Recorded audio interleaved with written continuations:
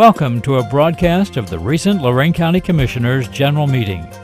Unless otherwise announced, meetings are held Wednesday morning at 9:30 at the Administration Building, 226 Middle Avenue, 4th floor, downtown Elyria. These are public meetings and you are invited to attend. Agendas are posted prior to the meeting at www.loraincounty.us. Click on Departments to see the Commissioners page, then click on View Agenda. Are you ready? Yep. Good morning, everyone. If you'll please rise for the Pledge of Allegiance. I pledge allegiance to the flag of the United States of America and to the republic for which it stands, one nation, under God, indivisible, with liberty and justice for all. And good morning, everyone. This is the Lorain County Board of Commissioners meeting for May 15th. And our inspirational word for the day, a man without patience makes the loudest complaints. And we have our dog this morning. Good morning. This is number 13. It's a lab mix, male. He's available right now. We have 18 other dogs in the kennel, so we need your help. Come on down and adopt. $66, spay, neuter, shots. Tax title, out the door. Come on, let's go. Out the door.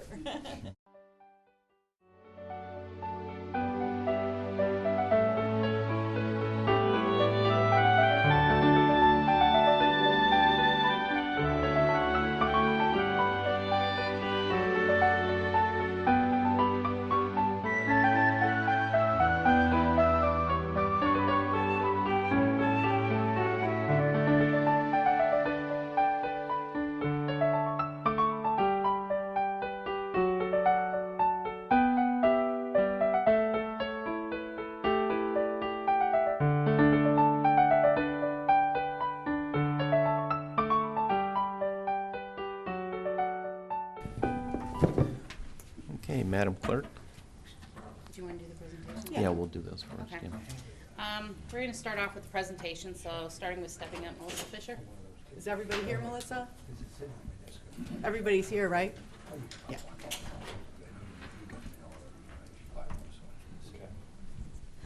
Good morning. Good morning. Good morning. My name is Melissa Fisher, and I'm the Assistant Jail Administrator at our Lorain County Jail, but I also serve in the role of Stepping Up Initiative Coordinator. On behalf of Lorain County Stepping Up, I just want to thank the Commissioners for recognizing our Stepping Up Day of Action 2019. Lorain County participates in a national initiative known as Stepping Up, which is directed by Justice Evelyn Lundberg Stratton, retired, in Ohio. About 60-some counties are part of the Stepping Up initiative out of the 88 in Ohio. This initiative strives to reduce the number of severely mentally ill in the criminal justice system, particularly our local jails. Similarly to last year, we are using the Stepping Up Day of Action to recognize our county's CIT Officer of the Year and all nominees. Today we are recognizing 3 officers. Officer Patrick Jama from Elyria PD. He was awarded the CIT Officer of the Year award by NAMI of Lorain County at this year's annual CIT training. That's in partnership with law enforcement of Lorain County, the Lorain County Board of Mental Health, and the Nord Center. Lieutenant Deena Baker from the Elyria Police Department is a nominee. Deena currently serves as the chair of Stepping Up and has been leading a team as part of that initiative to improve data collection efforts by law enforcement and is active on the CIT steering committee.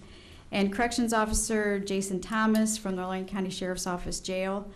Officer Thomas is a 23-year veteran of the Lorain County Sheriff's Office and has worked in the special needs housing area since 2006, which houses the severely mentally ill inmates, particularly those at risk to self or the officers.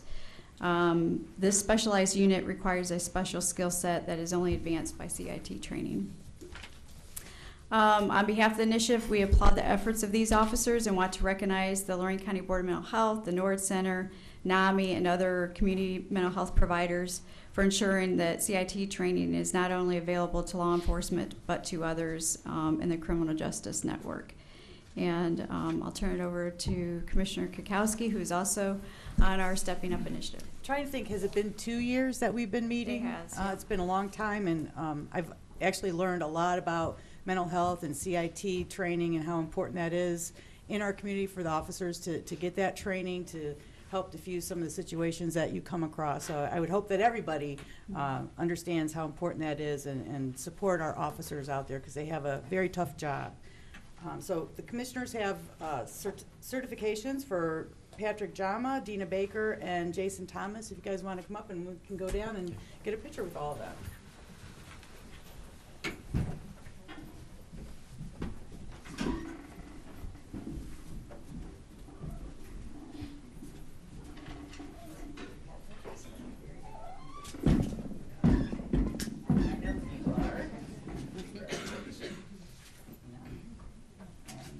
Process of elimination, you must be Jason. You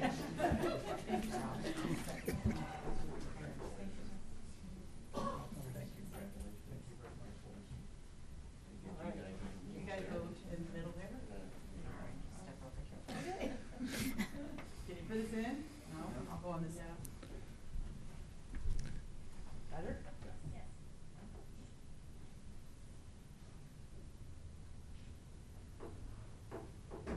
All right. Thank you so much. If anybody wants to say anything.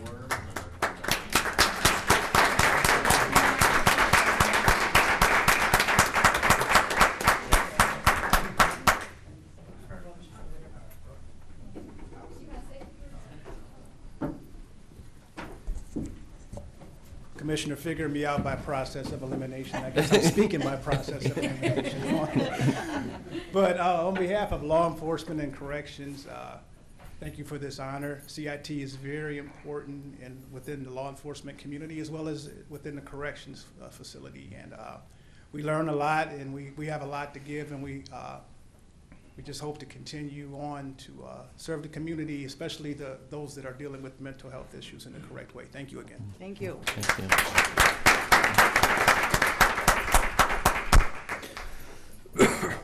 I'd like to thank the commissioners for recognizing the Stepping Up Day of Action, which is actually tomorrow. But as the chair of Stepping Up, it's been a great initiative bringing all stakeholders to the table in attacking this particular area of need. And CIT training is extremely important, and we do have somewhat of some input in that training. And CIT Officer Jama with the Elyria Police Department has done a fabulous job, and thank you for recognizing those efforts. Thank you. Thank you.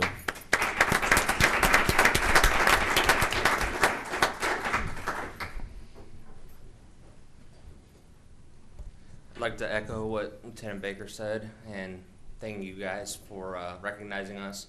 I know it is an excellent program. I went through the training 5 years ago, and over the last 5 years, the mental health crisis, we see it every day on the road.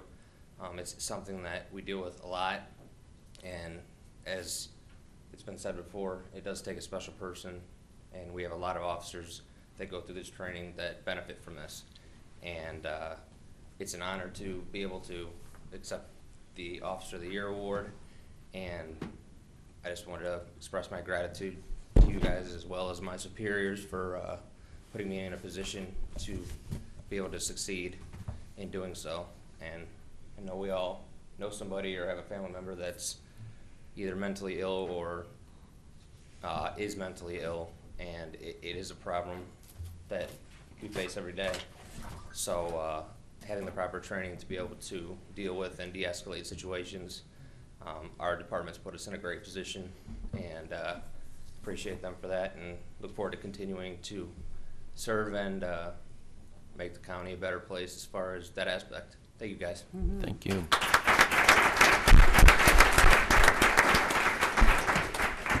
None of that really happens unless the chief and the are willing to make that happen. So, Chief, do you want to say anything about having your officers being trained in this way? It's so very important. You thought you were going to get away, Chief, didn't you? Yeah, see, we didn't let the chief get away. He's been part of our Stepping Up initiative too, so I see him at lots of There I was meetings. thinking I could just sit in the audience and clap. First, I want to I want to thank everybody involved, especially our officers. Lieutenant Baker runs the program for us, and we've gotten buy-in from our officers on this. They volunteer to go, and they do a great job when they're on the streets. And like Officer Jama said, you see it every day. I see it in the reports that I read that they go on and what they do and how they're able to de-escalate situations where in the past maybe that wouldn't happen. And it's all about, you know, the well-being of the community. That's the most important, and that's what this is for. There's so many groups that are involved in setting this up, so many people across the community. I really don't think it would be successful without any one of them being part of it. So I thank them all for this. I think it's a betterment of the community as a whole, and I just hope we can expand on this and get every officer involved. Yeah. Thank you so much. Thank you, Chief. Thank you.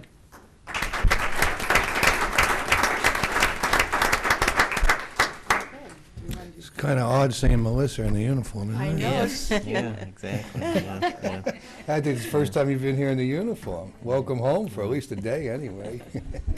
Yeah, we just want to thank you for all that you do. I know that we had the chance to gather with law enforcement at the new memorial there last week, and I think it's really important to stress that, you know, one of the important parts of your training is not just assessing the situation once you arrive, but trying to immediately de-escalate the situation too, so things don't get out of control. And just can't say enough about how tough your job is to begin with, how much we respect and are thankful to you for what you do day in and day out. Yeah. Okay. Next, I think we'll have our presentation by Visit Lorain County. Jennifer Kennedy is here. And ladies and gentlemen in law enforcement, if you have to return to duty, you're certainly allowed to leave if you'd like at this time. Thank you again. No, he's not here. I was gonna say she's not here, I don't know if you can say, I don't know if she's coming along. Melanie Baker, or Melanie Perkins, was receiving a certificate of recognition. She works at our 911 department. I'll just read it. She's not here, but I'd like Melanie for- couldn't make it? I guess not. She's not here. You want to wait? We can have her come another day. You want to wait? Yeah, why don't we Do it wait? another time. Okay. I don't know where the confusion was. I thought she was coming until we waited till this one. That's what I thought. For her to be We can. Maybe she'll show up still. Yeah, well, and we could reschedule. It's really nice. She's a really hard worker for us. She is, I know. Okay. We'll go on to Jen. Good morning. Good morning. Thanks for having me. Hey, Jen. How are you? I unfortunately have a lot to say. I tried to condense it all. So we've had a lot going on. So thank you very much for your support. I have a lot of exciting things to talk about. So I don't know if you can hit my deck for me, please.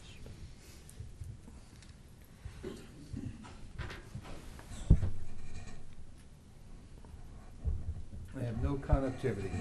Uh-oh, Ernie's here. Ernie to the rescue. We should toss this thing against the wall a few times. Maybe it'll work. Yeah. As always, as long as there's technology, there's going to be Got technology a issues. circle going around and around. Yeah, it's waiting, it's trying.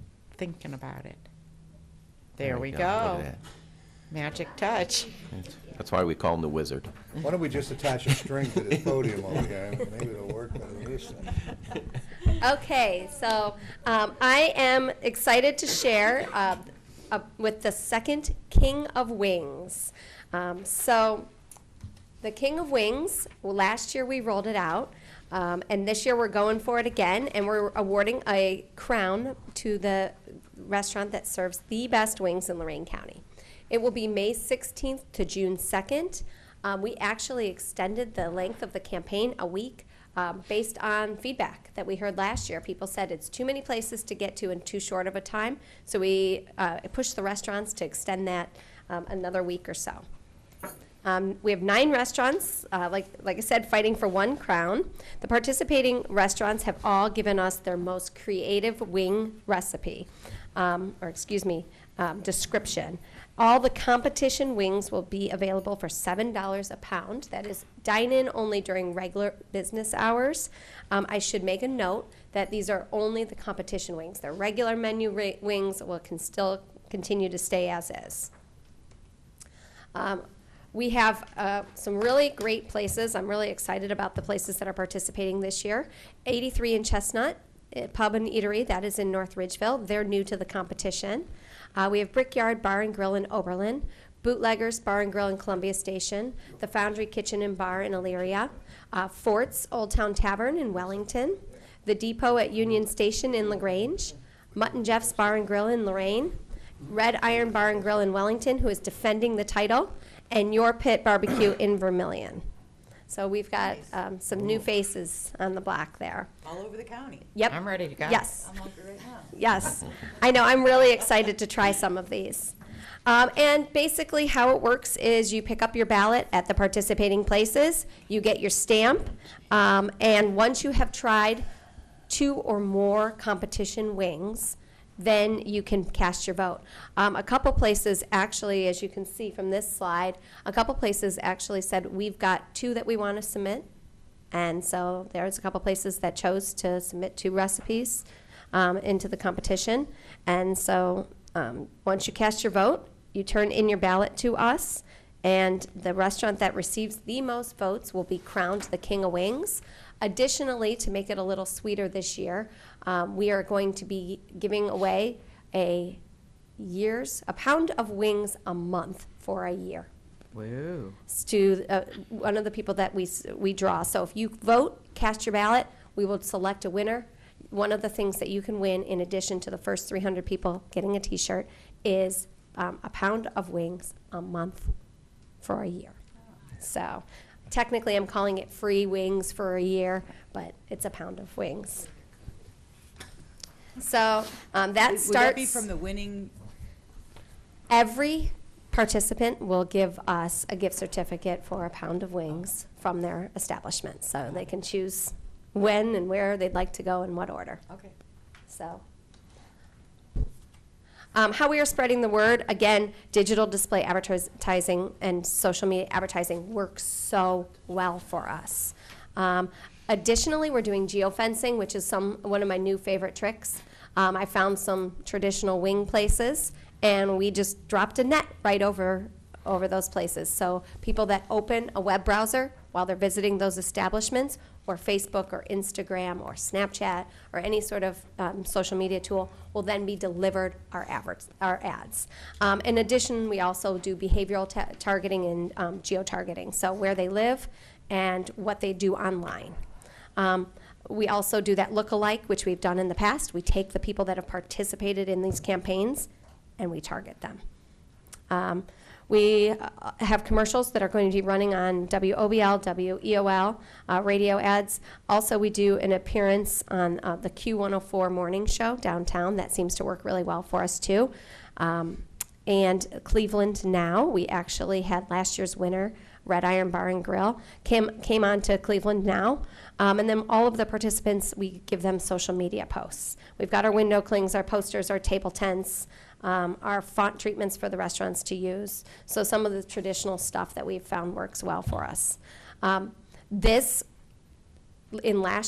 year, this group of people was so dedicated to going to every place. So we had a few diehards, so I really hope that group of diehards goes out and does it again. And I will say, based on last year's results, Red Iron Bar and Grill was busy all year round. They gave me a description. Before the competition, they were buying 3 to 5 pounds of wings a week, and now they're going through like 20. So they really, really, really benefited from this. And what we learned in the past was if we double up on campaigns at the same time, it breaks our back, but it works really well because we're talking to the foodie audience. So we also overlapped our ice cream trail. So Here's the Scoop ice cream trail is also rolling out this month. Last year, as you remember, we had over 1,400 people participate. We had bloggers come in and write about this trail. So we have 11 participating locations. Here's the Scoop will run from May 24th to September 2nd. Again, you see we actually lengthened that time frame. What we heard again was there was too many places and too short of a time frame. So ice cream, people that have purchased their lanyard for $1 will get 25 cents off their first ice cream purchase. So it's just ice cream, no Dippin' Dots, no, anything that's an ice cream product. And when they complete their passport, they'll turn them in for a little commemorative pin. Last year we had one for 2018. This year we have one for 2019. And the idea is to decorate their entire lanyard, kind of that Disney style. We know we've already had people coming in saying, when are we going to do this? We're so excited. So we know that this is going to be another successful year. People that bought a lanyard last year don't have to buy their lanyard again this year. And what we also tried to do is we tried to do something different. We're going to test a coupon. So when they get their lanyard, they also get a coupon to 3 places: Ratsy's Store in Oberlin, Little Devil Cupcake in Amherst, and Divine Scoops in Avon Lake. So they have a coupon that they can use. We're just going to see how that works. We know we have a captive audience, so we're going to test that out. As you can see, the participating locations: Kathy's Ice Cream in Lorain, Dairy Grove in North Ridgeville, Divine Scoops in Avon Lake, Hasty Tasty in Amherst, Hot Dog Heaven in Amherst, Krieg's, we have the Vermilion and the Amherst location, Nancy's Diner in Grafton, Scoops and More in Elyria, Sunday Fun Day in Columbia Station, and 1833, the hotel at Oberlin, wanted to participate this year. So we've got a couple new faces there. We actually are trying something new this year, just based on the age of the audience. We're actually going to try a Snapchat filter. So if you are on Snapchat, one of the fun things about Snapchat is that you can go on and change the way your face, or add bunny ears or doggy ears, or something cutesy. So we are actually doing a little sprinkle filter. So we're going to test that and see how that goes, in addition to our hosted Facebook event, which really did well last year with a very small budget. Some paid social and digital, local posts to the city forums. We found that that seems to be effective as well, and in our newsletter, of course. Also, I'm going to spend some time recapping some of the things that we have been up to this year. As you know, thank you for your support in Mardi Gras. It was a huge, huge success. I'm really, really excited about how well it went and what a great week it was. We had people coming in from outside of the county saying, how come Cuyahoga County doesn't do anything like this? We want this in Medina County. So we heard a lot of great feedback. Basically, we had 29 bars, restaurants, bakeries, shops, theaters, and lodging all participated. Each restaurant offered some sort of unique Creole occasion-inspired dish. Bakeries offered king cakes, beignets. Shops, actually, we tried to get the shops involved. They offered deals and sales. They had window decorating contests in lieu of a float. And we did have bed and breakfast offer lodging packages and deals. How we spread the word, we did a couple different things in addition to the digital and social advertising that we've done. We did the geofencing, we did Instagram advertising. We got a bunch of value ads from some of our local papers, which is basically freebies when you spend a significant amount of advertising dollars. We did local radio on Q104, OBL, WDLW, and EOL. We ran a show on Cleveland Now, which is WOAO. We also ran commercials, 30-second commercials on WOAO, and we bought a cable buy. So we had a cable package, so it ran on cable television. And actually, I heard from friends and family, oh, I saw that commercial. So it was getting a high degree of visibility and impact for them to remember and talk to us about it. In terms of print, we didn't just do an ad. We actually purchased the top skybox on the newspapers. So when you walked past the paper on the newsstand, you saw the ad, even if you didn't pick it up. Just to help reinforce where you were seeing it everywhere else. We got a significant amount of earned media, probably more than any of our campaigns combined. We were pretty much on every Cleveland news channel, did some sort of package for us. So we were cooking on, sunny side up, and we had, Sherry knows, we had Fox 8 come out and do a little cooking demonstration at Bistro 83, and we were all over the place. So that was awesome, and we got write-ups in Cleveland.com, the Morning Journal, the Chronicle Telegram. We were on YouTube, online blogs, so it was really, from that perspective, it was great, and we also managed to get many different verticals involved. As you know, we threw a fete of all fetes for the last night of Mardi Gras. We actually brought in Taryn Simeon and the Zydeco Experience straight from New Orleans. As you know, he's a Grammy Award winner.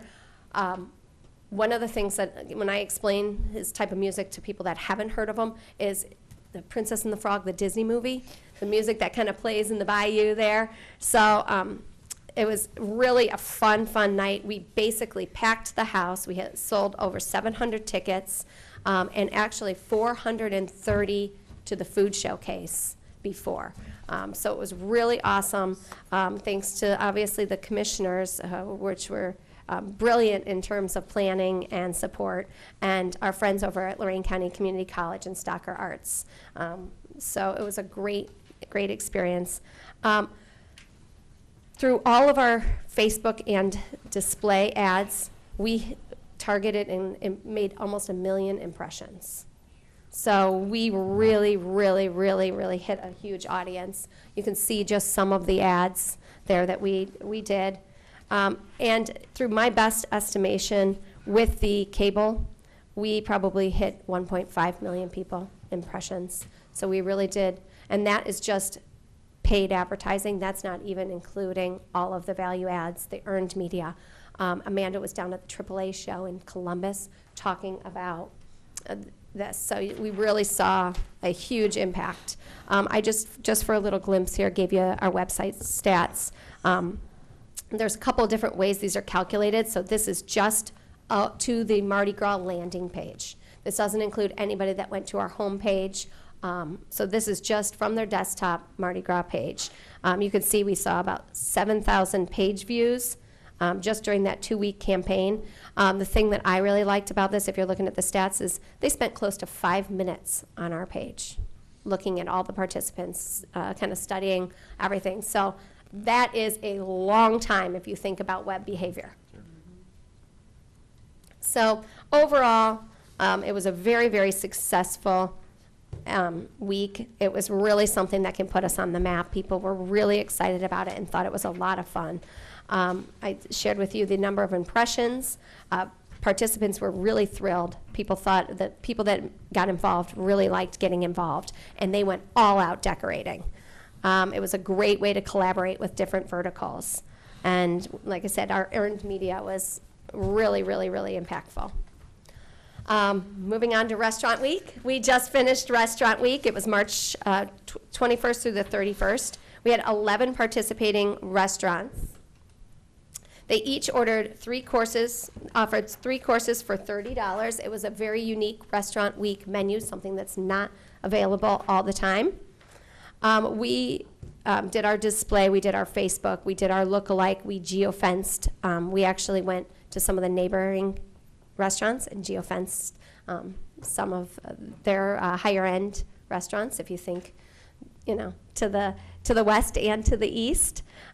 We also did local radio. We did that great Cleveland Now spot, which gives us 3 or 4 runs in addition to a YouTube run. We also got write-ups in Chronicle Telegram, Morning Journal, and Cleveland.com. They've been paying, Cleveland.com has been paying us a little bit more of attention these days. And then we got some great social media posts. I still have, and unfortunately this is always a challenge, I still have some folks that have not turned in their number of meals sold. So I can't give you a final number, I give you an estimate, but we received 144 entry cards, which is just about where we were last year.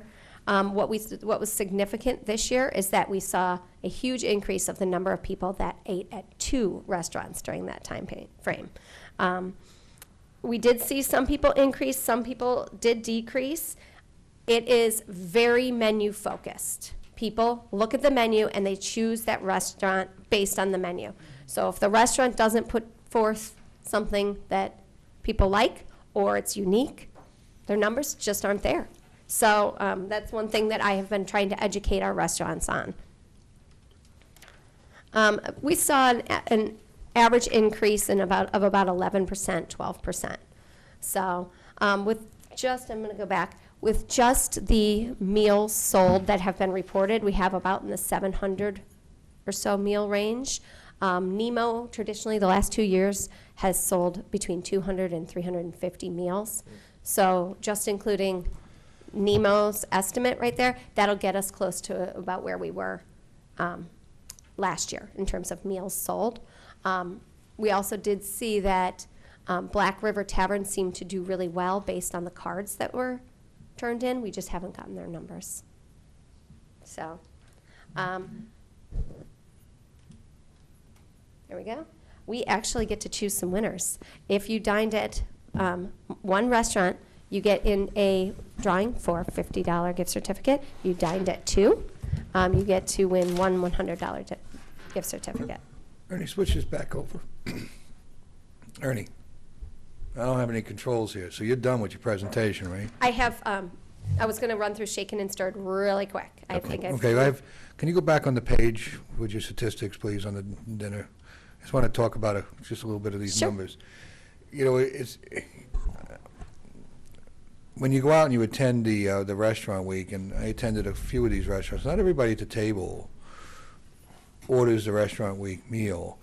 And I was out, and you were out, Ms. Innes, with groups of 4, 6 folks, and maybe 2 or 3 order the restaurant week meal. And we've gone out for restaurant week, but not everybody has the same flavor or temperament for the meals that are offered. So the dining experience has increased, but the numbers aren't counted. Right. And the first year we mildly touched on this, and then we've had considerable conversation amongst ourselves of how to elevate the counting to account for the fact that maybe a group of 6 people or 8 people went out and only 3 meals were counted under the restaurant week statistics, but actually 8 meals were served at the table that may not, I say may not, ordinarily have been served had it not been for restaurant week taking out the group deciding to go out during restaurant week together. Is there any way that we can capture those numbers? Because I think the impact of restaurant week is more significant than what's being indicated by the numbers. To capture that is very difficult. Yeah, I don't mean to bring up such a complicated issue, but I believe that there's more impact than what's being portrayed here. Unless you could just do overall increase in revenue for that week. I just wanted to bring it up as a quick topic while the numbers were on the screen. Yes, and that is actually why I do ask the restaurants to self-report revenue and increase in foot traffic to try to capture that, because that is something that we know, that they're coming in and they're having a bottle of wine with friends, that they wouldn't necessarily be there. Additionally, to that point, I will say that historically, when I've looked at the number of meals sold versus the number of cards, only 10% of the people are turning them in.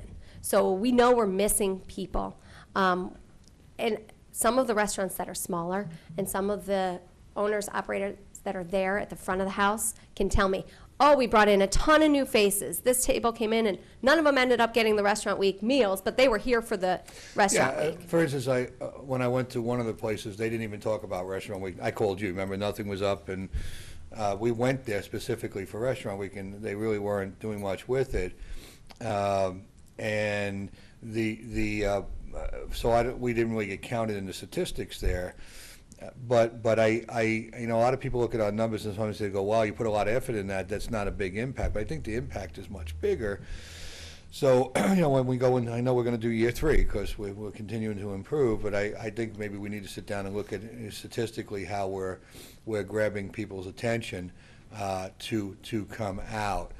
And I don't know if it's revenue, I don't know if it's head count, foot traffic, but I certainly think that people should understand. As far as the cards go, we never turn them in because we're not allowed to be in the drawings, and so those are cards that are uncounted. Our family members go out for restaurant week; they cannot be in the card count, etc. So I just want people to recognize that I believe that we can put a multiplier on this for the overall impact we're having on these businesses, and it's the same thing for the wings and so forth.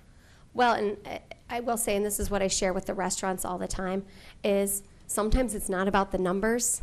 Sometimes it's about the impact on the brand and elevating that brand and elevating their name recognition that really makes a huge difference, and you can't necessarily quantify that as well.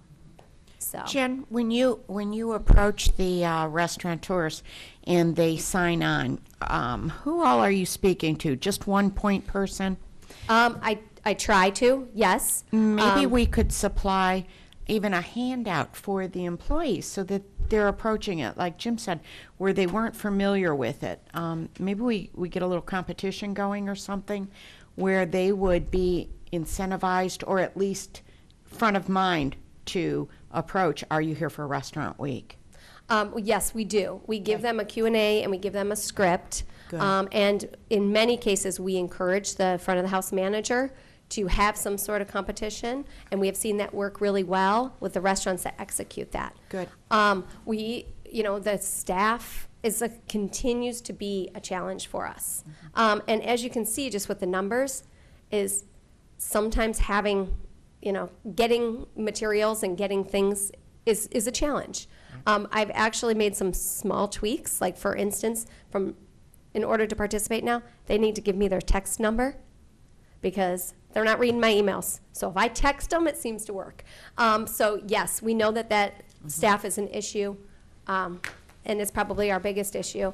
But we're actually trying something this year different with the King of Wings. With some of the T-shirts that we had last year, we are actually giving them to the staff to wear, because if they're wearing it, they better know about it. Perfect. So we're trying some different things, and sometimes it's just trial and error to see what works and where our gaps are. Good. So, before I draw, you want me to run through shaken and stirred really quickly? Why I've got the presentation. Okay. This is only a couple slides, so I'm moving as fast as I can. In November 15th through January 1st, we rolled out the Shaken and Stirred campaign, which was a specialty cocktail trail. We had 17 participating restaurants. It was 2 months long, and each place offered some sort of specialty cocktail that was not listed on the regular menu. Some places offered 2, some places offered 3. Guests were encouraged to take their custom passport to each location and vote on the best cocktail in Lorain County. So you can see all of the participating locations. We were all over, and we had some new friends and faces there, and we actually challenged a few places to get involved, like for instance, Railroad Brewing Company. They actually made a cocktail with their beer. So people got really, really creative. Some of the cocktails were really great. Each restaurant sold between 50 and 150 of their specialty drinks. The highest sold was Cole's Public House and Cork Tree. They sold 149 of those. Mutt and Jeff's did really well as well, and Bistro 83 also did well. The cocktail of the year, the best cocktail in Lorain County, the winner was Speak of the Devil out of Lorain, and it was the 6474, which was a rye cocktail with whiskey or gat, I don't know, fresh lemon, pineapple juices, and some bitters. So it was really nice to see Speak of the Devil win the cocktail of the year.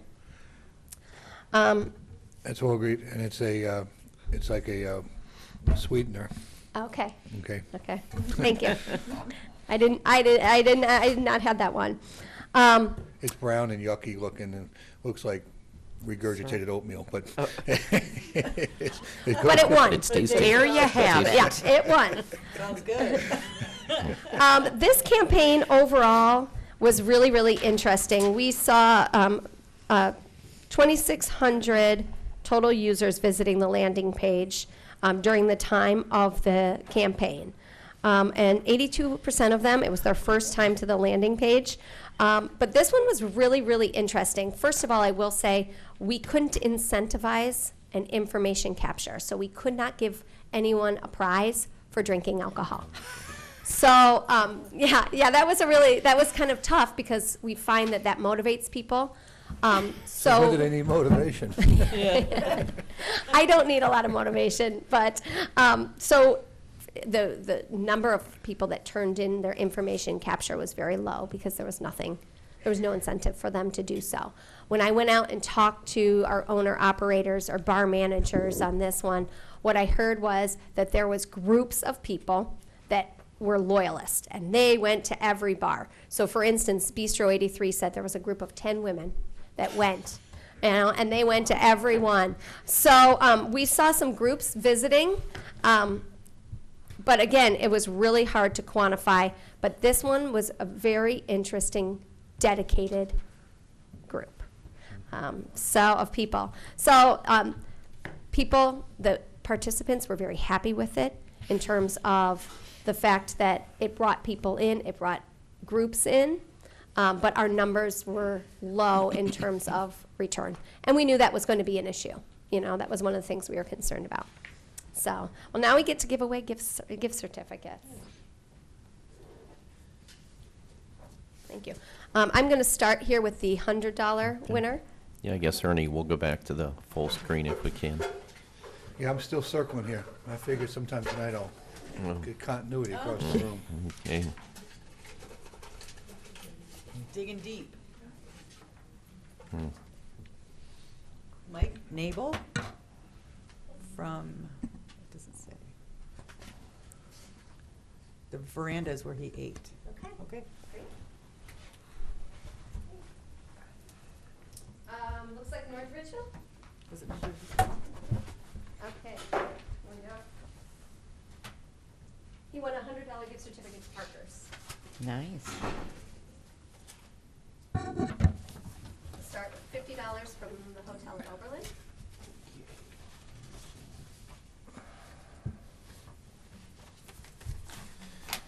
Okay, the winner is Debbie Horning. Must be from Elyria, 44035 zip code.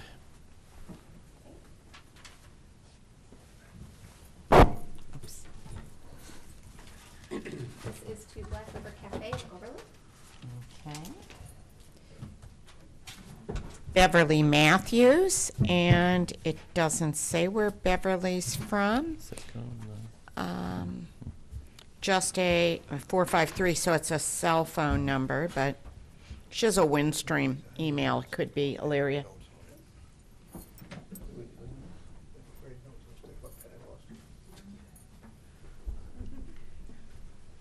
Okay, $50 to Jaffalo. Okay. Richard Reedy. He was at Parker's. I went to Parker's. Yep. Cork tree certificate goes to, Romantic. okay. That's not the same spelling as Don. Oh, there's a Rhonda Romantic, 44053. Is that Yeah, it is. Rhonda? That's her- Is that your that's right. wife? Yeah, she can't. Whoa. Okay. I thought it was CEK. Kevin looks like Long, and he went to Cork Tree and he wrote wonderful. He did not put where he lives. What was that one for? Yes. Jen, what was that one for? That is for Coles, $50.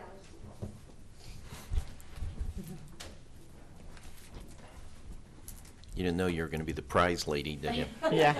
Bistro 83. Bistro 83? Giving him the one.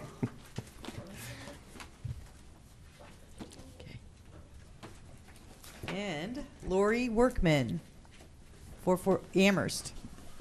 Went to, doesn't say. Wow. Oh, Boy, Rob Ellingson, and it's a 44001, so that's Amherst. Great. Veranda. It's $50 to Veranda. Next is $50 to Black River Tavern. Okay, 50 to Black River Tavern. Goes to Jody Hurd. She's in Elyria, 44035. And it was her, oh, that's where she ate, is Black River Tavern, and it was her first visit. So now she'll have a second visit. Yeah. Nemo's? Yep.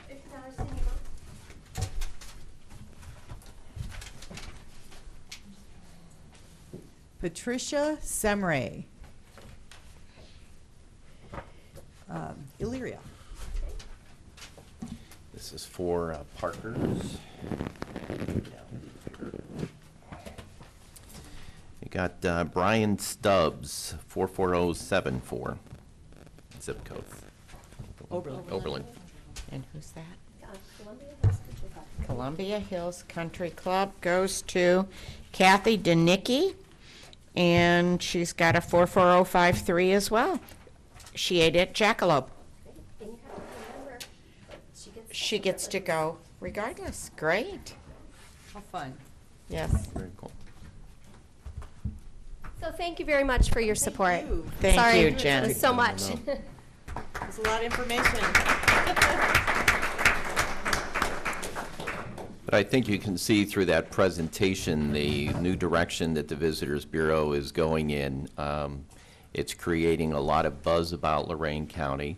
We're bringing a lot of people in from our neighboring counties. I know it's always kind of hard to track if people are coming in from Pittsburgh or, somewhere in Michigan or whatever it may be, but the money's all green when they come in, and the hope is that when they come in, they not only support our local restaurants, that they support our local merchants, that they actually preferably spend the night in Lorain County. That helps out with the bed tax that supports the Visitors Bureau. But just can't say enough about how pleased we are, Jen, with your leadership and direction and the whole team there, and for all that you, your team has been doing to move this in a new direction. And I don't watch a lot of TV other than if I'm watching a baseball game, football game, but I saw just commercial after commercial after commercial about Mardi Gras. Yes. It seemed regardless of when I turned on the TV. So I thought it was very effective, and it was a great event. And, people are buzzing. People are talking about Lorain County. What's going on over there? I keep hearing about this place. Let's go check it out. That's what it's all about. And your energy is contagious, which is great. Yeah. And I DVR everything, so I don't have to watch commercials. And I still saw the commercials somehow, so it was good. And it's not just about bringing people from outside of our borders, but inside of our borders, Right. supporting our own Right. is very important Right. as well. So thank you Before, for all before you. we got to run off, let's talk a little bit about the best of Lorain County. Come on. Uh-oh. And you thought you were done. Oh, we're never done, are we, Jen? We're never done. So, we started ramping last year to improve the event, along with our partners at Great Lakes Publishing and Pulse Magazine. And it was a nice initial kick in the rump to get things reignited. So tell me what we're going to do this year to really take it to a new level, some thought process. Well, the Great Lakes team and I are meeting next week. There's been some initial brainstorming, I know, and following the Pulse partners. So what we're going to be doing is still in the works, but we definitely have some new plans and really trying to get everyone re-engaged, re-excited, and make it a great event. We moved the date now right into August this year to give us a little more breathing room on the date. It was usually pretty compressed there, and last year we ran into some resistance on moving that time frame, but we've established a new date to give us some more opportunity. I think last year we brought out 750, 800, close. I won't nail down. I mean, it's just throwing it against the wall, but I want to set a higher benchmark this year, and we need to expand the footprint. And would get something outside so we need to engage some of the families.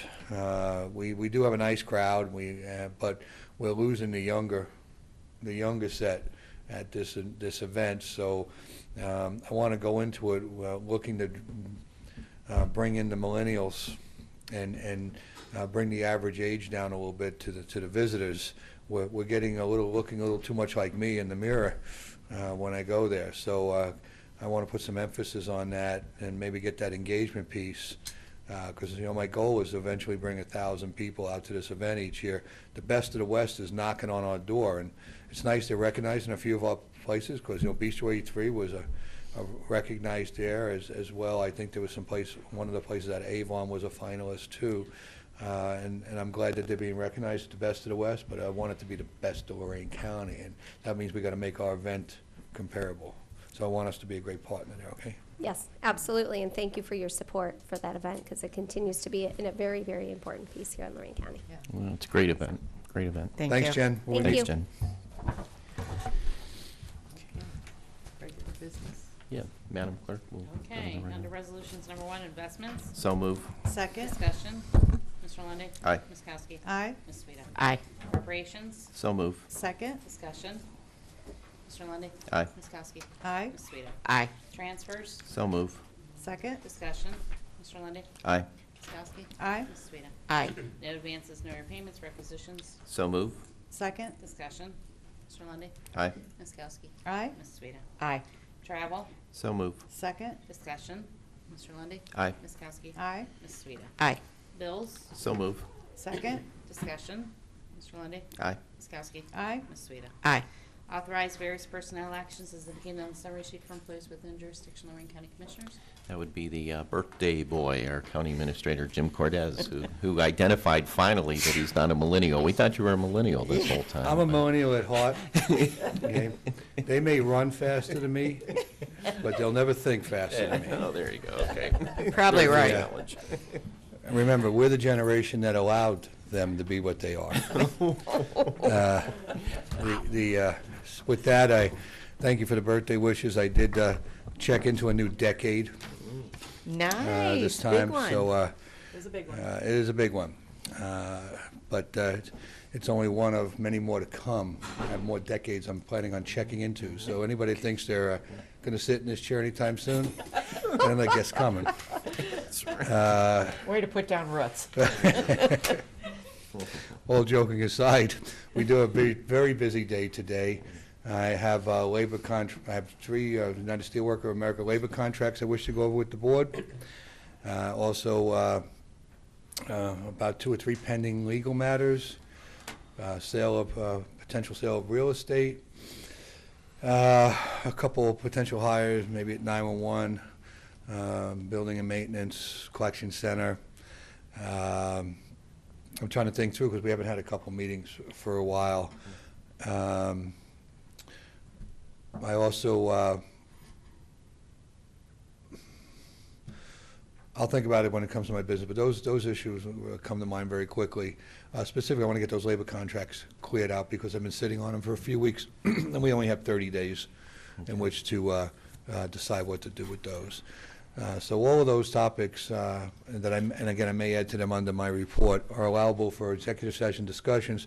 So I'd ask at the conclusion of our regular board meeting today, we go into executive session, we discuss those matters that I've outlined. Thank you. Thank you. Approve and waive the reading of the minutes of April 30th and May 8th and 13th of 19. So move. Second. Discussion. Mr. Lundy. Aye. Ms. Kowski. Aye. Ms. Sueda. Aye. Approve the expedited 1 annexation for 1.455 acres of land in the township of Pittsfield to the city of Oberlin. Agent Jon Clark is petitioner for Oberlin, Okay. and So, he's here present. okay. So move. Second. Okay, Mr., well, I guess This Mr. is, Clark. I'm wants Jon to Clark, come. the agent for the petitioner. This is an expedited type 1, so it should be pretty straightforward. Just a little bit of background that Mr. Bresnicky purchased his property at a sheriff's sale and discovered that there was an inoperable and potentially irreparable sewer system on site. So we're trying to assist him to qualify for connection to the city's sewer system through this annexation. Okay. Thank you. Thank you. Anything further? Mr. Lundy. Aye. Ms. Kowski. Aye. Ms. Sueda. Aye. Enter an agreement with Maximus Consulting Services, Inc. to provide professional consulting services for indirect costs effective March 1st, 2019 through June 15, 2020 in the amount of $21,000. So move. Second. Discussion. Indirect cost is the word I was trying to Yes. think. We discussed this earlier, but I'm clear on where we're allocating those funds. Okay. Thank you. Mr. Lundy. Aye. Ms. Ms. Kowski. Aye. Ms. Sueda. Aye. Authorize payment of $1,000 to Garland Mislick Funeral Home in Amherst for indigent veteran James P. Maxwell LaGrange in accordance with the ORC 5901.25. So move. Second. Discussion. Mr. Lundey. Aye. Ms. Kowski. Aye. Ms. Sueda. Aye. Authorize payment of $528 to Bush Funeral Home Elyria for indigent Howard Ray Schaefer Elyria in accordance with the Ohio Revised Code 5901.25. So move. Second. Discussion. Mr. Lundy. Aye. Ms. Kowski. Aye. Ms. Sueda. Aye. Under Children and Family, amend Resolution 18388 adopted June 13, 2018, approving an entering contract with Child Care Resource Center for purchase of services for fiscal year 19. Said amendment is to reflect an increase of $2,000. So move. Second. Discussion. Mr. Lundy. Aye. Ms. Kowski. Aye. Ms. Sueda. Aye. Community Development, amend agreement with CT Consultants in the amount not to exceed $16,500 for NSP3 to complete additional projects. So move. Second. Discussion. Mr. Lundy. Aye. Ms. Kowski. Aye. Ms. Sueda. Aye. Sanitary, approve and enter in contract with Buckeye Pumps, Inc., Grafton, in the amount of $65,850 for the Sunset Drive sanitary pump station replacement in LaGrange Township. This was the only bid received and complies with specifications to be paid from the sanitary repair account. Issue notice to proceed letter effective May 21st and complete within 60 days, and authorize administrator to notify the auditor to release completion of project. So move. Second. Discussion. Is there any concern about only receiving the one bid? I thought was Bob here? Peter's here. You want to be Bob too? You'd have to come up to the podium, Peter. Peter It was under the estimate. is under the estimate. Okay. We need these, that's the conversion of the tanks out at Pheasant Run, the pumps we needed, because we found them to be deficient on the equalization tanks out there. Is that the ones we're talking about? I believe so. What happened when we made that conversion out there, the pumps that were going to be used as part of what was remaining were inefficient, we weren't able to salvage them out. This is pretty critical. Even though we only have one bid, we always prefer to get more than one, even on a sealed bid, but it's going to take time and it costs more money to do this. I would recommend we go forward and complete that project. And it is, I remember now, it is under engineer's estimate for the cost, so Okay. I believe it's a competitive quote. Okay. Yeah, I'd be concerned if it was over, but it's under. Yeah. Okay. Okay. Mr. Lundy. Aye. Ms. Kowski. Aye. Ms. Sueda. Aye.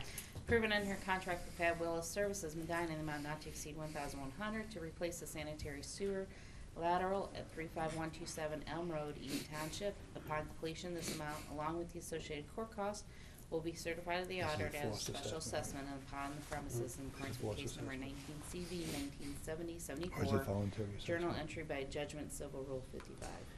So move. Second. Discussion. Voluntary assessment, okay. Mr. Lundy. Aye. Ms. Kowski. Aye. Ms. Sueda. Aye. Under CBCF, award contract to J.L. Moore, Inc., Columbia Station, in the amount of $84,026 for the door replacement project. Two bids received on May 3rd, this being the most responsive, complying with specifications. Issue notice to proceed effective on or before May 29th, complete by August 31st. Authorize auditor, administrator to notify the auditor to release retainage at completion. So move. Second. Discussion.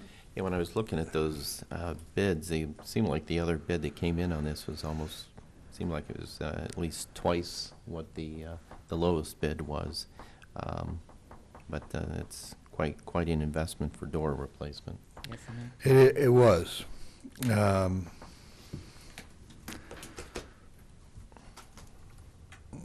What are your concerns, Commissioner? No, I'm just saying, I thought it was interesting that the other bidder was twice the amount on the cost. Sometimes I get a little concerned when something is substantially lower. Sometimes I know people don't want the job, but they'll just bid and throw a number at you. There's a big difference in the two numbers. And especially since there was only two bids, Right. so there was not a third to Right. kind of tease out. I don't want to get into It was change orders pencil may have later. been too dull at the Yeah. time they did it. Casey, did we find out why there was such a distance between the two bids? Did anybody make an inquiry on this? I do not know, but I can talk to Pam, the person. Want to put a hold on this? It's been a pretty busy couple days, so I didn't really loop around and look at. I probably need to take a look at why there was such a distance between the two bids, especially given there wasn't a third. So, Casey, let's make an inquiry on that. That really is a red flag. Yeah, the only thing is, one is a local, one's out of town, but that It's shouldn't matter really, that much. for that kind of work, there's not a big mobilization. Right. Yeah, because the second bid was 146,000 in the awarded bid, or the winning bid, the low bid, I guess I should say the low bid, nothing's official yet, was 84,000, so it's Commissioner, I just didn't have a chance to look at that. just quite a difference there. Let me loop back, before we get out of exec, I should be able to Okay. loop back and take a look at that. Okay. Get an answer on that. Okay, so we're just going to, I'll remove my motion, I'll withdraw my second. and then we can get an update on this and take action on it when we come back in. from If we get the answer. If executive. not, we I'm get the sure answer. next If not, week will we'll be move it. suitable. Well, it says it's, the effective date is on or before May 29th, so we have time. We can change it, Right, yeah. okay. For contract to J.L. Moore, Inc., Columbia Station, in the amount of $229,725 for the bathroom fixture replacement project. 3 bids received on May 3rd, being the most responsive complying with specifications. Issue notice to proceed effective on or before May 29th, complete by August 31st. Authorize administrator to notify the auditor to release retainage at completion of project. So move. Second? Discussion. Mr. Lundy. Aye. Ms. Kowski. Aye. Ms. Sueda. Aye. Under Domestic Relations, enter an agreement with Lorain County Juvenile Court and Penfield Township trustees for the use of the Township Hall with the kitchen in the event of the emergency evacuation of the residential facilities. So move. Second? Discussion. Mr. Lundy. Aye. Ms. Kowski. Aye. Ms. Sueda. Aye. Engineer repeal existing standards for subdivisions and adopting new general rules and regulations, setting revised standards and requirements for subdivision construction in Penfield Township. There will be the engineer's specifications and regulations for the subdivision development. So move. Second? Yeah. Can we have a little discussion on this? Absolutely. Peter, can we have a little discussion on this?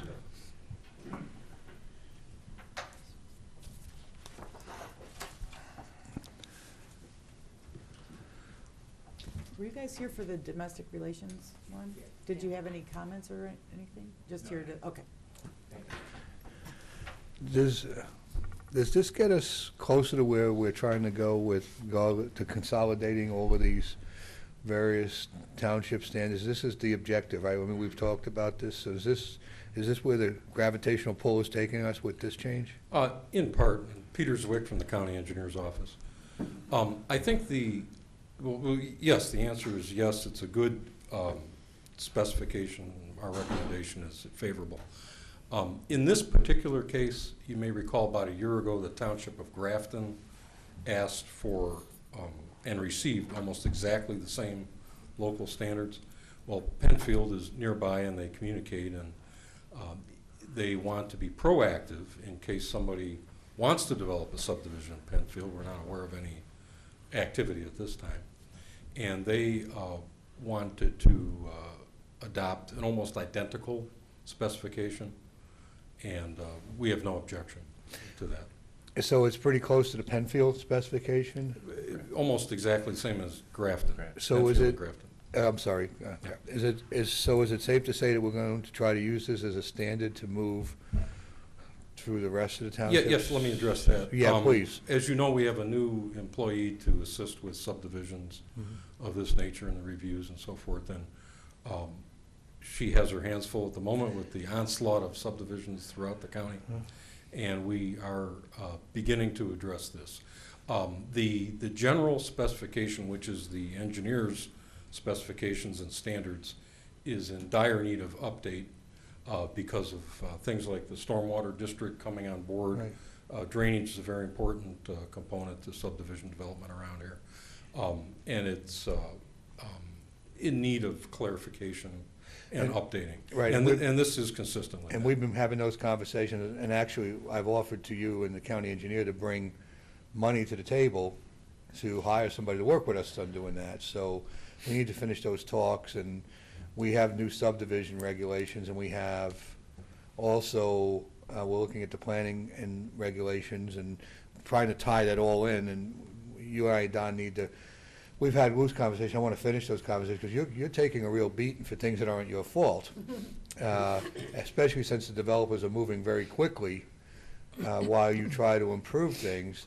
I think we made it clear about a year and a half ago that some of the practices that had gotten a little bit loose years ago, that the board wasn't going to accept certain things that they had accepted in the past, and you got caught up in that responsibility to make sure those practices were improved.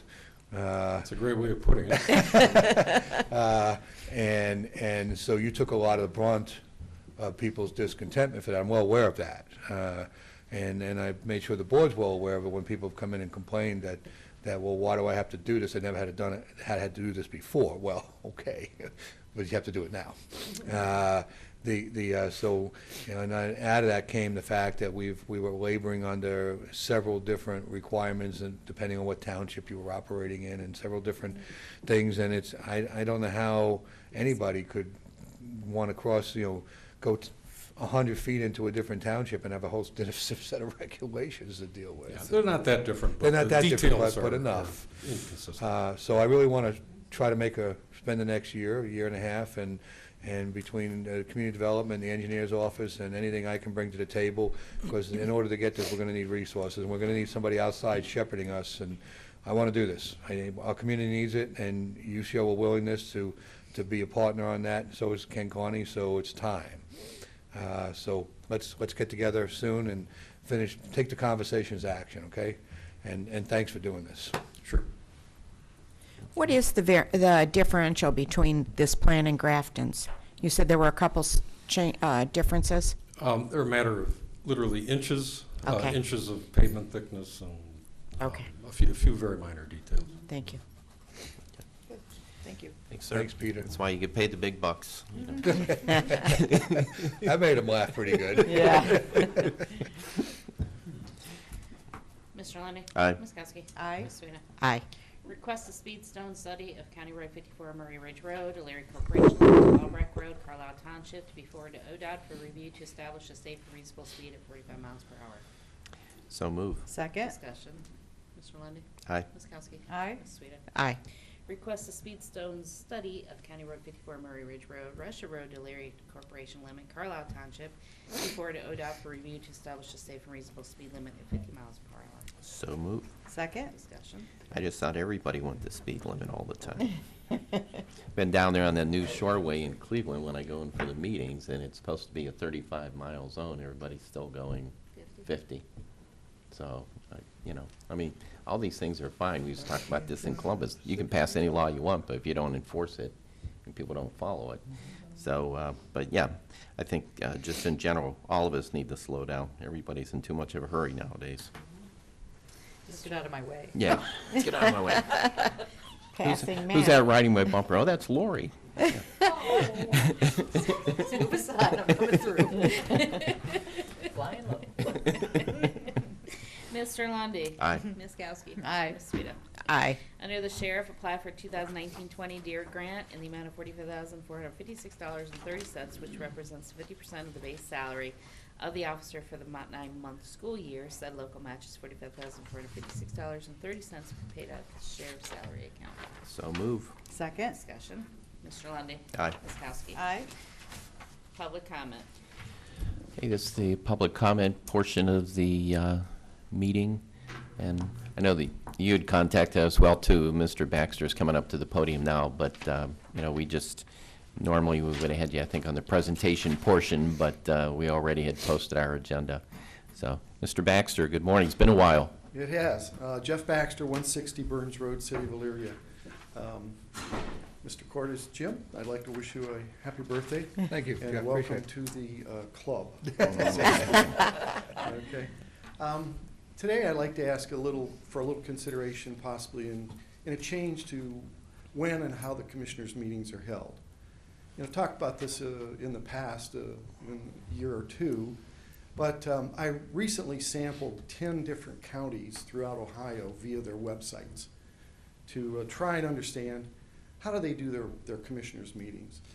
And out of the 10, essentially 7 of them do basically the same thing Lorain County does. but they do some extra things as well. There are 2 counties that actually take the video from the meetings and put them on YouTube. Okay? There's YouTube channels and there's YouTube stations, and YouTube has a lot of things out there. There are 3 counties that in addition to the morning meetings, which are held when traditional people are working and it's tough to make them, they hold 1 meeting a month in an evening, 2nd Thursday, 1st Monday, something like that. It's a standard day of the month. This is Hamilton, Warren, and Ashtabula. 2 counties that put them on video are Delaware and Erie. They're the ones that go to YouTube. So I ask for some consideration in maybe changing that. I think it would be a good thing in promoting some more transparency. I know it's tough to get people out to meetings, and that's a 2-way street. I think there could be some change on your part. Maybe it would bring some change on others' parts. And I would definitely help promote that to try and get people to those meetings. The other thing I'd like to do is like make an observation about the bus loop in Elyria that started in December. You know, I've actually ridden that bus 3 different times now, and there's been nobody on that bus with me. You know, recently I requested some statistics, and it looks like around 1,000 people have ridden it since it started, which is an average of about 20 people a day. There's 25 bus routes a day. You know, there's 2 buses early in the morning, goes to 1 bus for a period of time, and it goes to 2. And the other thing I noted is that there's 2 things I think I would correct if I could suggest that word. And one is that I would put bus signs up at the stops. There are no signs anywhere that I could find. And the second thing is if this bus loop is really to help the jurors get to the parking lot, why doesn't it stop at the Justice Center? Okay? It stops at the administration building. It stops it. Not the Justice Center. The designated stop is the administration building. It's not the Justice Center on the website. So just some corrections. Thank you for your time. Thank you, Jeff. Okay. Next, Moms Demand Action. Good morning. Who's this lady sitting down here? She looks so familiar. We know that lady. My name is Laura Irvin. I'm the co-lead for Moms Demand Action of Lorain County. I live in Oberlin at 221 Elm Street. And I'm wanting to talk to you today about the gun violence that we have in our country and that we have in Ohio. I don't know if you're aware, but we have over 36,000 people a year who are killed in gun violence in our country. That is only 4,000 less to all of our military that we lost in the Vietnam War. That's every year. Every year in Ohio, we have 1,400 people die in gun violence. And so that's what Moms Demand Action is about. We're not against the Second Amendment, but we're definitely against gun violence, and that's what we're trying to curb. Right now in the State House, in committee is the House Bill 174 and 178, which is a permitless carry bill. These bills would put Ohio children, families, and communities at risk by allowing people to carry hidden, loaded handguns in public without a permit or safety training. It's eliminating Ohio's concealed handgun license requirement. It would allow people with dangerous histories and those without any firearm safety training to carry loaded handguns in crowded town centers and on city streets. We're asking lawmakers to put the safety of their constituents ahead of people who want to carry loaded guns without permits. There are several things that just having the police officers here today that I thought this bill also would eliminate the requirement for a driver or an occupant of a motor vehicle which is stopped by a law officer to notify the officer that they have a concealed weapon. and that they are carrying. The current law says if you're stopped and you're carrying concealed, you have to tell the police officer if you have a gun on yourself, if an occupant in the car has a gun, or if you have a gun in the glove compartment or somewhere. I certainly appreciated that the officers were honored today, and I think we need to honor them by making sure that they're safe. So what we're asking commissioners to do is to do a resolution that we can send down to Columbus to the lawmakers, telling them that we're against House Bill 174 and 178, that we think that the laws should stay the same as they are. And we're hoping that you can do that. Oberlin passed an emergency resolution a week and a half ago. I have the legalese written for you that I believe I sent it to Ms. Upton, and I'm hoping that I think she distributed it to you. If you could look at that, I mean, it would be easy. All we'd have to do is take out, Oberlin, and then we could put in commissioners of Lorain County. So I would really appreciate if y'all would consider that. If you have any questions for me about the bill that I might answer, I'd be happy to take any questions. Yeah, I know this is the public comment section of the meeting. So, we'll certainly review what was sent over to take a look at, and I probably during my commissioner's report I'll make some comments in reference to some things. So, but we'll look it over. Okay, and I have from Moms Demand Action Everytown, which is our parent company or umbrella company, reasons to reject House Bill 178, which I'll give to you, and some buttons and wristwear. And a little bit about our Be Smart campaign. We're not just trying to stop bad bills. We want to make sure that we have good bills that are passed, and we want to train people about Be Smart. Thank you, Laura. I think I own all of that. Yeah, thank you. Y'all can share. Oh, Oops. okay. Thank you. That's okay. Thank you. Thank you so much. Okay. All right, Okay, thanks. thank you. Thanks, Laura. Janet, would you like to say a few words?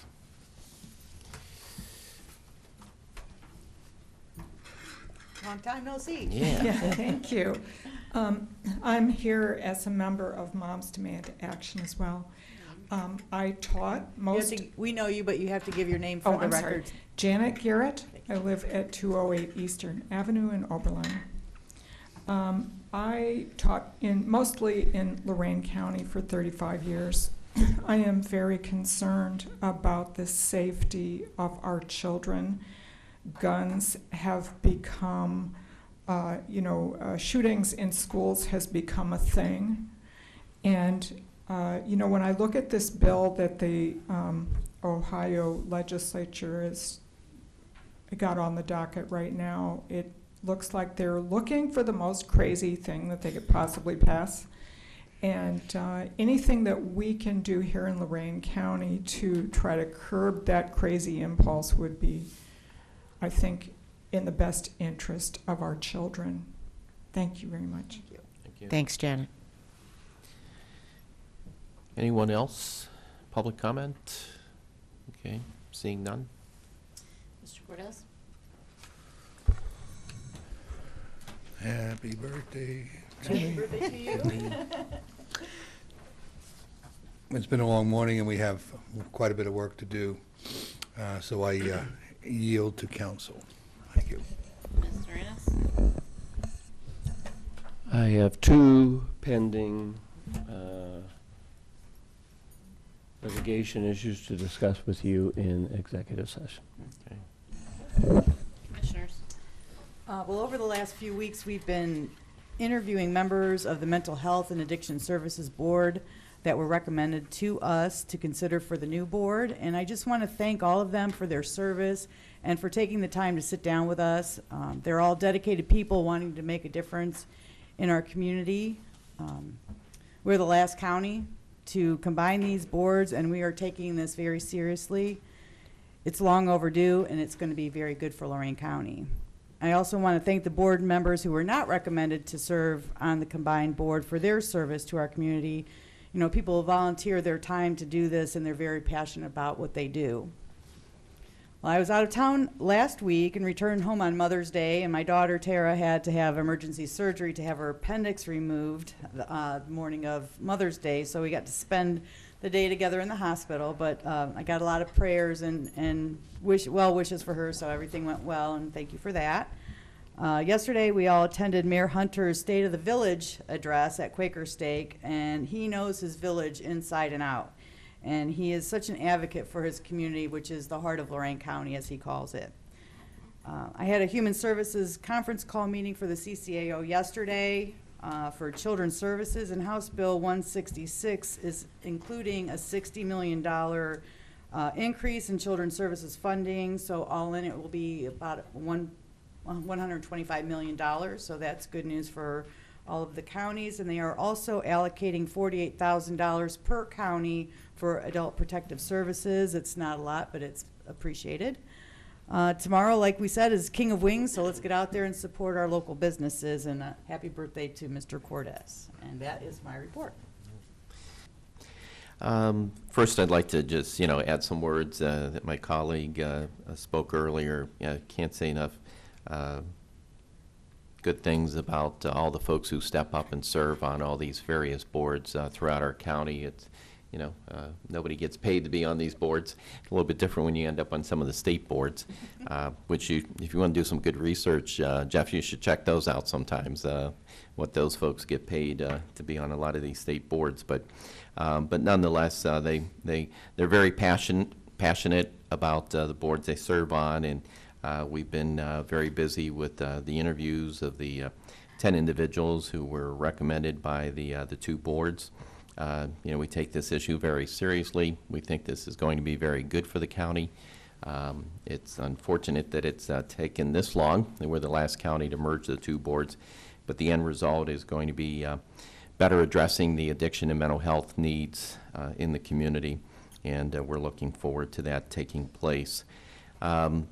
Just also want to we had the law enforcement representatives in here earlier, but want to thank them again for their service to our community and truly being our hometown heroes.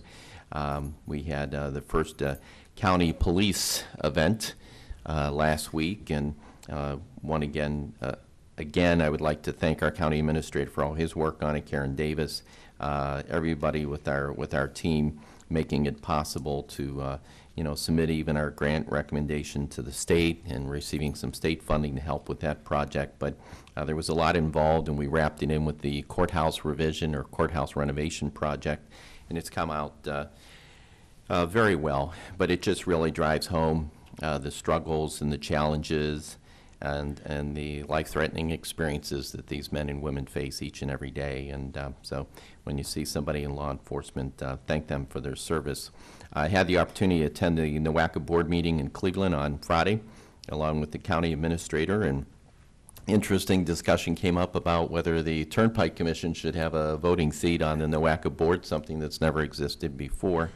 And we'll continue to have discussions about that. We love our Turnpike. The previous governor had basically tapped out all the equity and bonded against that, and now as taxpayers, you'll be servicing that debt, I believe, well into 2040s before they finally take care of that. But at this point, I think the general consensus is that they be maybe an ex officio member, but not necessarily a voting member on that board. Had the opportunity to attend my niece's graduation at Kent State University, and that was pretty exciting, and you just realize how old you're getting when you see the little ones who used to sit on your lap and used to fly through the air, now graduating from college. But it's just really cool seeing the next generation step up, and I think the future is bright with the new leaders that are emerging in this state and across this country. Also want to recognize all the mothers. Mother's Day was a great celebration of just how special mothers are to all of us, whether they're still here with us or not. I think, as I said, on Mother's Day, even on your toughest day, you always knew you had at least one person in your corner. Maybe she was giving you grief about it, but she was still in your corner. And yeah, it's hard to replace mom. So if your mom is still with you, hug her, kiss her, love her, because you never know when the day will come when she won't be there. Mayor Hunter, once again, another nice event there with the State of the Village. Sheffield Village, the heart of Lorain County, all kinds of exciting things going on over there. And yes, we extend a big happy birthday to our county administrator. We'll make sure that we change the font size on all the correspondence now, just make it a little bit bigger for you. Thank you. Trying to help you out. You know, the lenses get thicker every year. That's it. Okay, well, I had a busy week. I had a personal tour of CBCF. I didn't see those doors, but I did get to spend a lengthy amount of time with the staff there, and I appreciate them for just basically giving me a total overview on the operation and the facility. We had a, a good meeting with the International Boilermakers over at LCC. Let me see, Matt, that might have been Election Day. Election Day, last Tuesday. Beer and a shot. That's the guy, a shot and a beer. And Yeah, I like those guys. Matt didn't keep up with me. But we, it's nice to see how all of these employment needs and these educational needs that we have, I've met with those folks, boy, almost a year and a half ago, and they felt so isolated. And then in this meeting with LCC, they walk in and they find out that a big part of that program is already being developed. And the educational opportunities for those students who are maybe not thinking strictly college, but hands-on experience and working with their hands in conjunction with college coursing can really advance their careers. So that was a productive meeting, and I know that they're going to be moving forward together. We had the police memorial was quite moving, and in keeping with your comments, Matt, just about the gratitude we owe to law enforcement, and that was a grim reminder that echoes my concern about these House bills that are going down to Columbus, and the concern that we expose our law enforcement to greater danger than they need to be exposed to. We all know the violence that's escalating within the school systems or the schools across the nation, but law enforcement, it can be so random and so out of nowhere. And I know our own Sheriff's Committee has voiced opposition to those bills. So I personally am hoping those don't get off the ground. Yeah, if I could add to that. Please do, because I know you have some familiarity with this. I want to say a few things about it, and I'm sorry. I guess I'm getting old, too. I wrote it down here, and I didn't talk about it. You know, first off, tremendous appreciation for what Moms Demand Action, what you're doing. It's a very important thing to do, a very important cause. Having served in the legislature and knowing how much the legislature loves guns, it's definitely an uphill fight. You know, the representatives who brought the legislation forward, I'm not surprised because their legislation is pretty much very extreme. And the first question I used to always ask is, where's law enforcement at on this whole issue?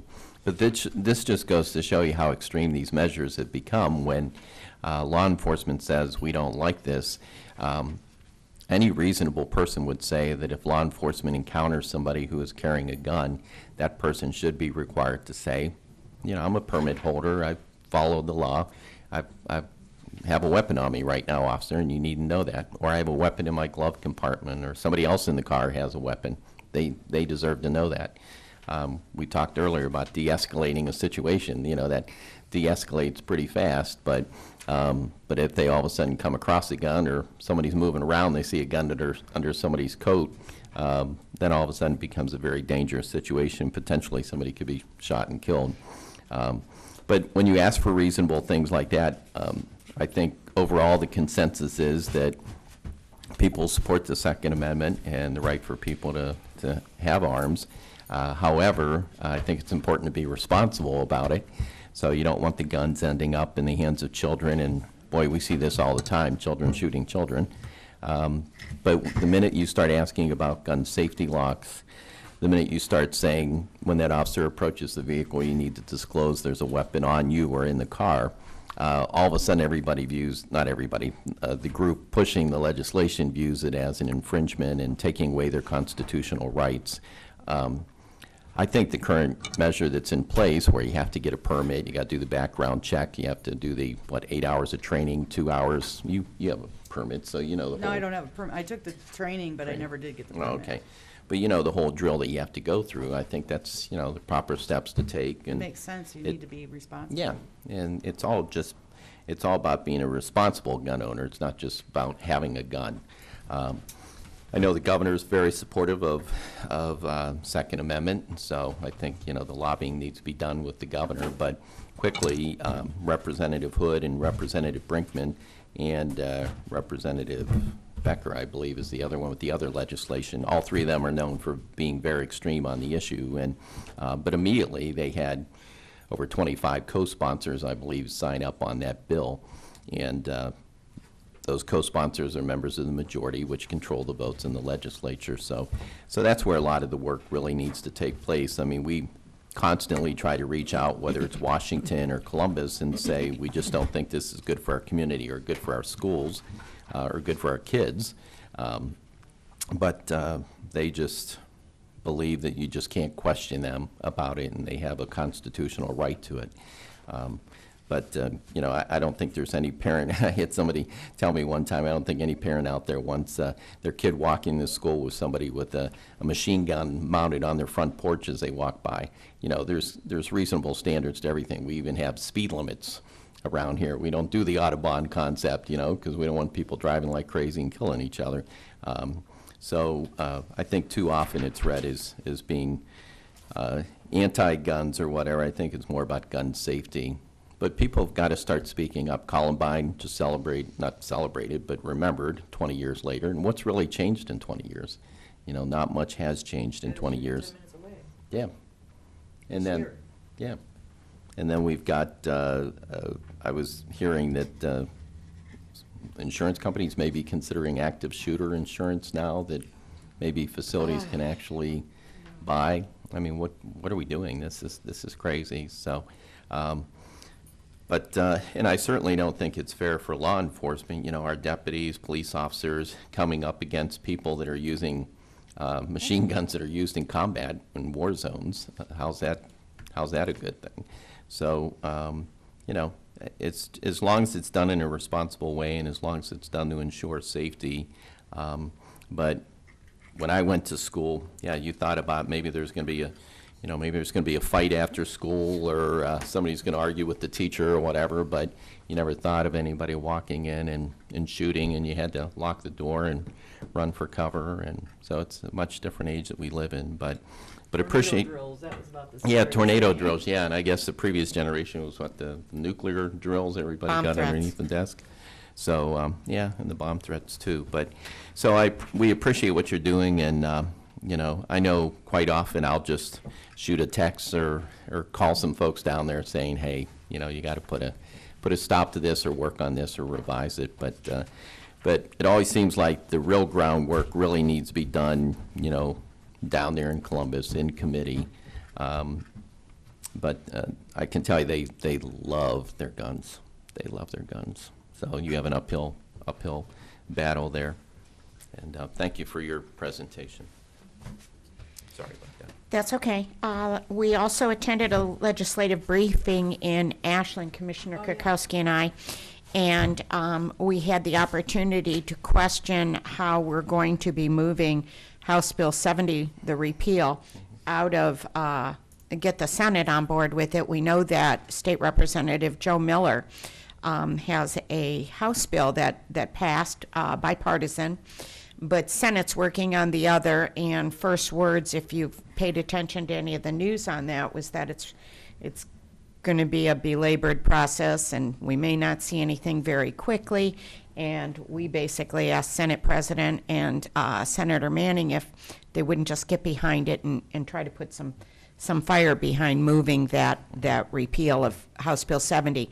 And I just heard yesterday the numbers on Elyria's very close in that scorecard that would present a threat of government or state takeover of their schools, and a couple of others that were ranking up there. So this problem isn't going away until House Bill 70 goes away.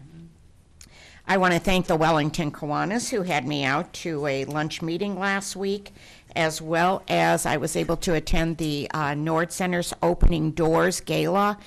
They honored Chief Sal Rivera, as well as Channel 3 newscaster Holly Strano, who told her story of how she suffered silently, and quite a moving story, and to envision her suffering quietly and silently and being in a camera every day was very touching. Yeah, she's always so bubbly on TV. Exactly, right? exactly. And she said, People yet can hide it. she would leave and she'd feel crippled, just literally crippled. So it was very moving, and I was happy to be able to participate in that. I was at the Mayor Hunter's event as well, and I think it's always a tribute to Mayor Hunter how he just gives all the credit away. He credits his staff, he credits his council, he credits all the folks who make that village such a success, and they've done so much with that small territory. I also had lunch with our county coroner, Dr. Evans, who wanted to share with me his support for the merging of the two boards, and also I think to share our opinion, how important both mental health and addiction are, how they can be dual diagnoses so often. Suicide is just barely behind addiction for overdose death. Next would be a suicide rate that is still plaguing our county. We have some real issues there, so I am personally excited to see how our new board is going to just move over and maybe embrace things in a all-encompassing fashion where we can deliver greater and better service, better diagnosis, and in a smoother and faster fashion, and with better funding. But I digress. I went to the Myers ribbon cutting ceremony. If you haven't been out there, they are open right now. Hank Meyer was there for it, and I did look it up. This J is typically silent. But he was there. His mother did not attend because yesterday was her 100th birthday. So I'll think of that every time I think of your birthday now, Jim. Anticipating it. 155,000 square feet of store. It's interesting to see. So it was a nice event for Avon. And last, don't forget that Pride Day is the third Saturday in May. That's this Saturday coming up. You have opportunities in each of the communities. I will just urge anybody who is not already signed up to participate in their community or in an effort for Pride Day, they can visit loraincounty.us/solid waste. They can get a hold of Brandy, who's orchestrating the entire day.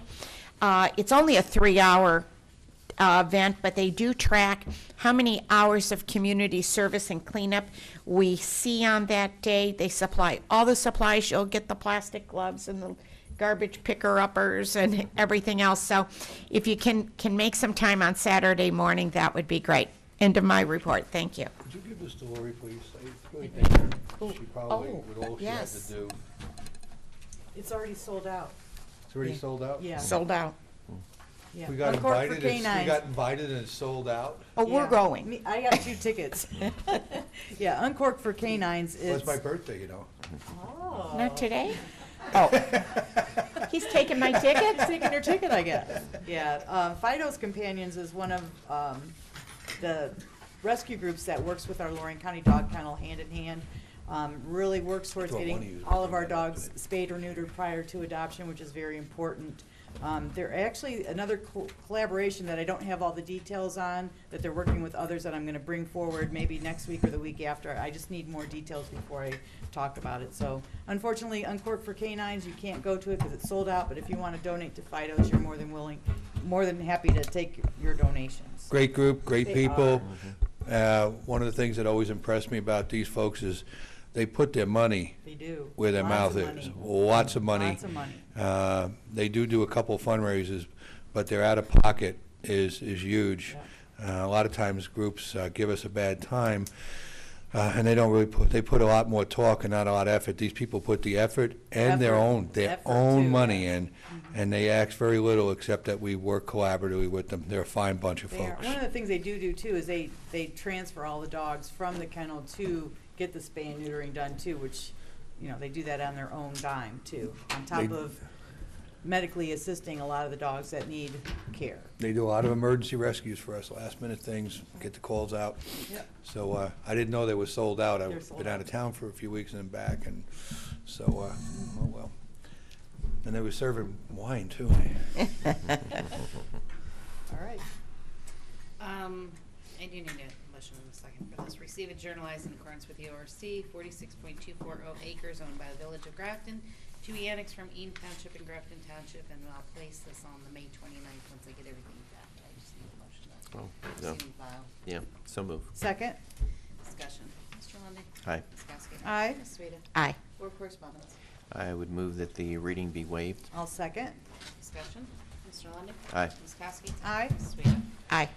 At this time, we will move into executive session for the reasons stated by the county administrator and the assistant county prosecutor. I'll second that.